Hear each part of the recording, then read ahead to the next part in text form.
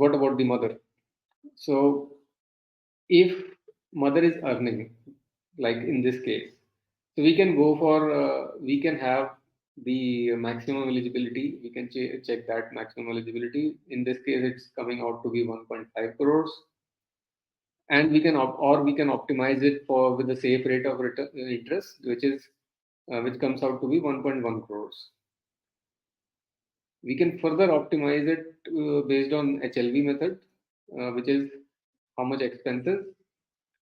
And we are assuming that mother's income is not going towards any huge future goals for children or other things.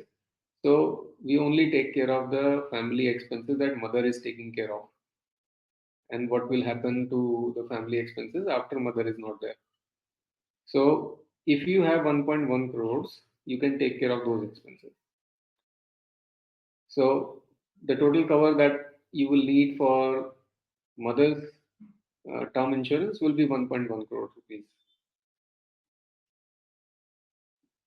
You can further optimize it. So this is an oversimplification of it. So for calculation purposes, but this shows the factor. This gives you the clarity on the factors that will decide the term life cover in premium, uh, term life cover for the parents and for the earning members of the family, or for the members who are contributing financially in one way or the other.